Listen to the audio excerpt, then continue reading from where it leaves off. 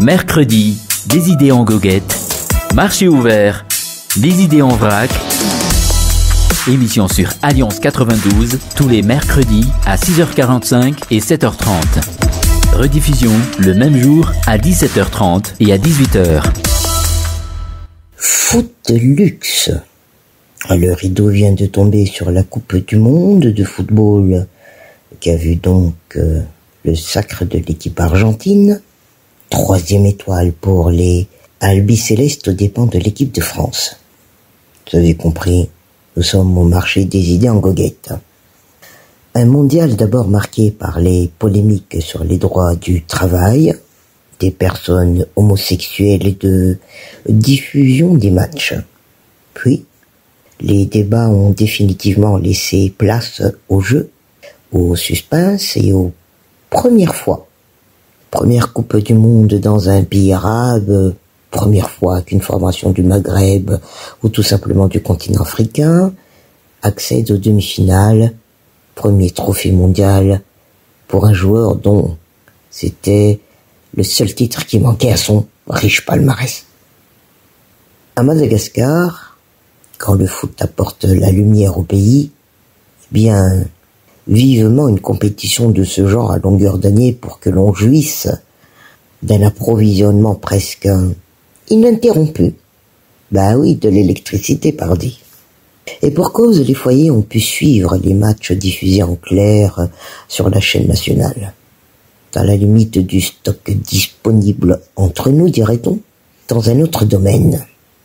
Les délestages survenus en début de tournoi et le nombre limité de rencontres diffusées, en tout cas, confirmaient ce qui était déjà une évidence. Les Malgaches aiment le football, mais s'il fallait une preuve de plus, eh bien les matchs débarrés déchaînent chaque fois les passions, particulièrement après leur épopée qui les a menés jusqu'au quart de finale de la CAN qui a eu lieu en Égypte. Et depuis, la sélection nationale est en manque de résultats à tel point que les férus de ce sport, qu'elle encore est à milieu d'une compétition telle que le mondial, si elle ne parvient même pas à s'imposer au niveau continental. Il y a sans doute, pour faire simple, tout un travail de fond à mener, autant au niveau de l'équipe elle-même que des compétences, moyens matériels et des infrastructures. N'empêche, Manara Samuel, des infrastructures sportives, certains n'en veulent pas. Et on se retrouve dans quelques minutes. De nos idées en goguette, eh bien, foot de luxe. C'est ici la grande pancarte à l'entrée du marché des idées en goguette. Voyons plutôt l'année sportive. Effectivement, ailleurs, les chefs d'État ou de gouvernement reçoivent les sportifs ou les récompensent avant une compétition en cas de victoire, sans que quiconque y voit quoi que ce soit de polémique.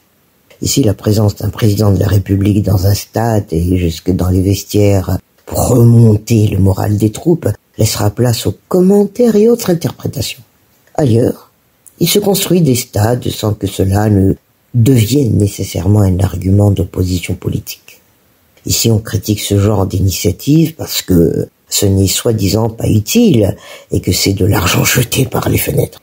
Alors qu'on fait tout un pataquès de l'absence d'une délégation malgache au jeu de la CGSOI.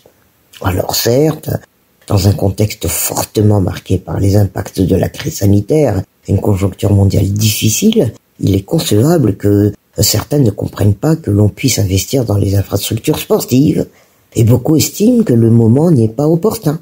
Mais au bout du compte, ce ne sera jamais le bon moment, puisque si ce n'est pas la peste, eh bien, ce sera le Covid ou encore une guerre qui est en train de bouleverser l'économie mondiale. Et pourtant, paradoxalement, les études et la réalité ont prouvé que le sport pouvait constituer un levier de développement économique à part entière. Notamment quand un pays abrite un événement sportif régional, continental ou tout simplement de dimension internationale, avec ce que cela suppose de retomber en termes de tourisme et de création d'emplois. Et cela tombe bien quand le Conseil international des Jeux vient de boucler son évaluation, de confirmer donc Oui, la tenue des prochains Jeux des îles à Madagascar. Donc, Manara Samuel 2023 sera ainsi une année électorale et non moins sportive. Que cela plaise ou non, la construction d'infrastructures et autres installations destinées à accueillir ce genre de rendez-vous prend définitivement, et bien sûr, tout son sens.